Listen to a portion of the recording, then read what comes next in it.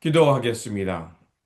좋으신 아버지 하나님, 오늘도 저희들에게 이 말씀의 자리를 허락하여 주시고 또 아침을 깨우며 말씀을 묵상하게 하시니 감사를 드립니다.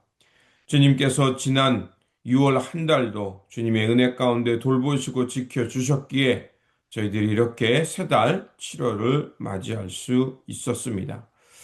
주님, 주님께서 이렇게 늘 동행하여 주시고 특별히 우리의 삶을 지명하여 부르셔서 하나님 앞에서 언제 어디서나 거룩하고 하나님의 마음을 따라 살아가도록 우리를 불러주셨습니다. 그러하오니 우리의 삶의 자리가 항상 하나님께로 가까이 나아가는 삶의 자리가 되게 하여 주시고 우리 주 예수 그리스도께서 보여주셨던 그 하나님 나라의 참 정신으로 이웃을 돌보고 하늘의 평화를 이루어가는 하나님의 사람들 되게 하여 주옵소서.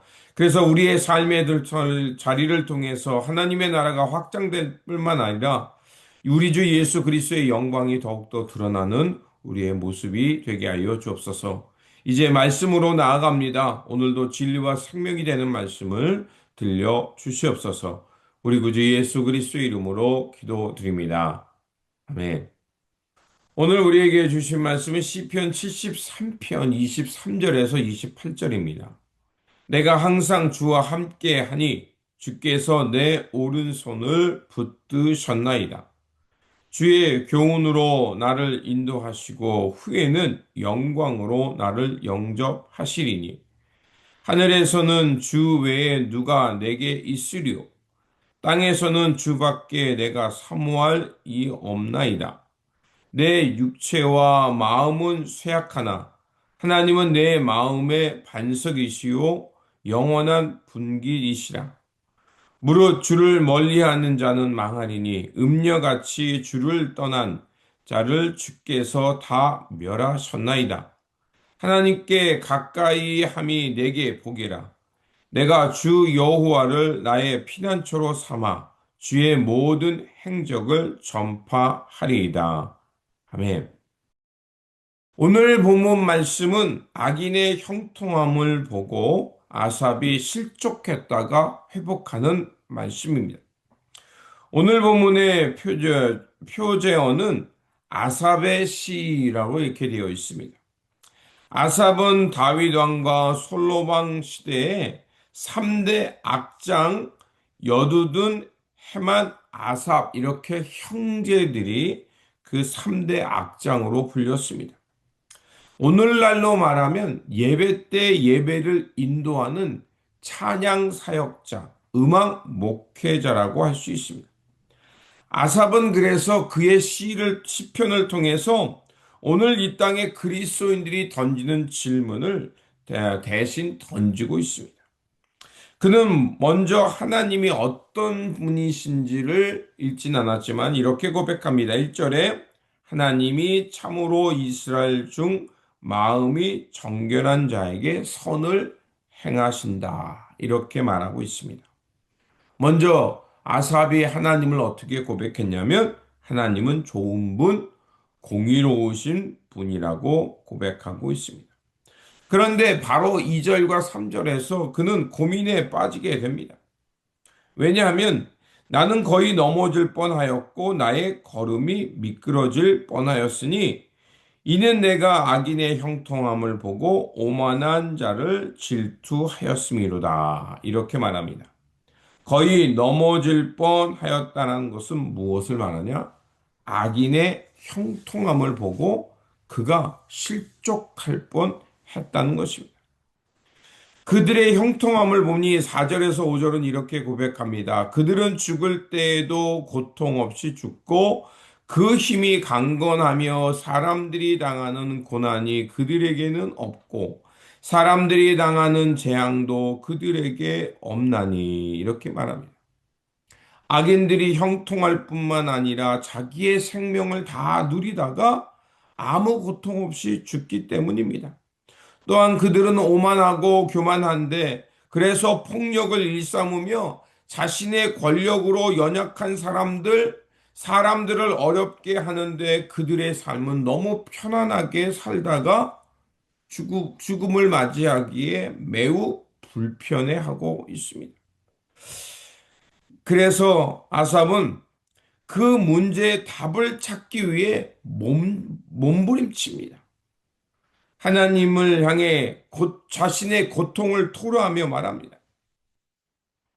그래서 이렇게 말합니다. 13절과 14절에 내가 내 마음을 깨끗하게 하며 내 손을 씻어 무죄하다 한 것이 실로 헛되도다. 나는 종일 재난을 당하며 아침마다 징벌을 받았도다. 악인의 형통함 때문에 그는 자신의 헌신, 수고가 헛된 것처럼 느껴지고 그래서 마치 자신이 재난당하는 것 같고 자신이 지금 무엇을 하고 있나라는 회의감이 들었다는 것입니다. 그러다 18절과 19절에 하나의 깨달음을 얻게 됩니다. 주께서 참으로 그들을 미끄러운 곳에 두시며 파멸에 던지시니 그들이 어찌하여 그리 갑자기 황폐하게 되었는가 놀랄 정도로 그들은 전멸하였나이다. 그가 악인의 형통함을 보고 실족할 뻔하고 자신의 수고가 헛된 것처럼 느껴지는 그때에 무엇을 깨닫게 됐느냐? 하나님의 심판이 있다는 것을 알게 되었다는 것입니다. 그들은 하나님의 심판의 때에 갑자기 황폐하게 되고 전멸하게 되는 것을 보았다는 것입니다. 그래서 그는 하나님의 공의의 의문을 던졌던 그 질문에 대해서 그는 얼마나 어리석은가를 깨닫게 됩니다. 그래서 22절과 23절에 이렇게 말합니다. 내가 이같이 우매 무지함으로 주 앞에 짐승이 오나 내가 항상 주와 함께하니 주께서 내 오른손을 붙드셨나이다. 이렇게 말합니다. 아삽은 악인의 형통함을 보고 회의가 들었지만 하나님께서 자신을 위로해 주시고 자신의 명예를 회복시켜 줄 뿐만 아니라 내 오른손을 붙드셨다라는 표현은 하나님께서 나의 생각이 옳았음을 증명해 주셨다, 나의 명예를 회복해 주셨다는 것입니다. 그래서 그는 이렇게 고백합니다. 오늘 우리가 읽었던 26절과 28절에서 이렇게 말합니다. 내 육체와 마음은 쇠약하나 하나님은 내 마음의 반석이시요 영원한 분기시라. 무릇 주를 멀리하는 자는 망하리니 음녀같이 주를 떠난 자를 주께서 다 멸하셨나이다. 하나님께 가까이함이 내게 복이라. 내가 주 여호와를 나의 피난처로 삼아 주의 모든 행적을 전파하리이다. 이렇게 고백합니다.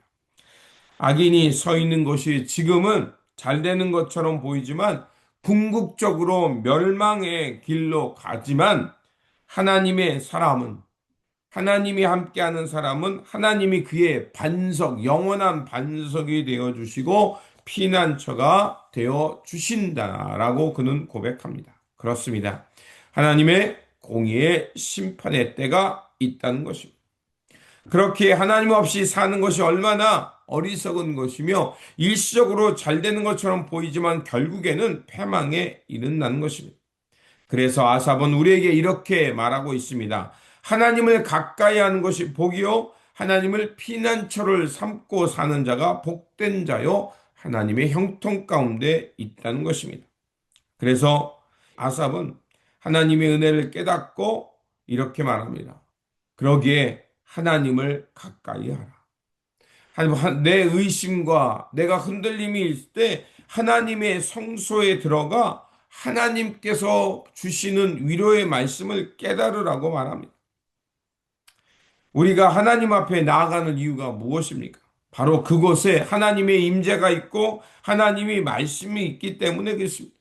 하나님의 말씀과 임재를 깨달으면 우리가 가는 이 길에 대해서 그 하나님의 뜻을 깨닫게 되고 묵묵히 하나님 나라와 하나님 나라의 선을 행하며 살아갈 수 있게 되기 때문에 그렇습니다.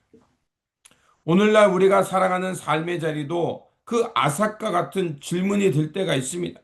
세상 모순과 의인이 애매히 고난받는 모습을 보면 하나님의 공의가 어디에 있는가 의심이 들을 수 있습니다. 그럴 때 우리가 흔들릴 때마다 눈을 들어 하나님을 바라보시기 바랍니다. 그리고 하나님의 말씀과 하나님의 임재가 있는 곳으로 들어가시기 바랍니다. 그럴 때 우리는 하나님의 공평과 정의, 평화의 말씀을 깨닫게 될 것입니다. 그러므로 악인의 형통함으로 인해 흔들릴 때마다 눈을 들어 하나님을 바라보며 말씀으로 들어가 그 말씀을 통해 드러나는 하나님의 분명한 심판을 깨닫고 오늘도 우리에게 주어진 이 삶 속에서 하나님의 말씀을 따라 하나님 나라의 선을 행하며 묵묵히 살아가는 진리의 사람들 되시기를 주님의 이름으로 축원드립니다. 기도하겠습니다. 공의의 하나님, 아삽은 악인의 형통함으로 인해 실족할 뻔하였지만 그는 하나님의 성소로 들어가므로 하나님의 뜻과 하나님의 의를 깨닫게 되었습니다. 현실이 불의와 악인의 형통함으로 인해 우리가 힘들 때도 있지만 그러나 궁극적으로 하나님의 분명한 심판이 있음을 깨닫게 하여 주시고 묵묵히 주님의 길, 생명의 길을 걷게 하여 주옵소서. 그래서 날마다 하나님을 가까이 하며 주님의 말씀에 순종함으로 하나님의 선한 영향력을 끼치며 하나님의 나라가 우리 가운데 임하는 역사를 경험하며 살게 하여 주옵소서. 오늘도 살아서 역사하시며 우리의 삶을 이끌어 주시는 우리 구주 예수 그리스도의 이름으로 기도드립니다.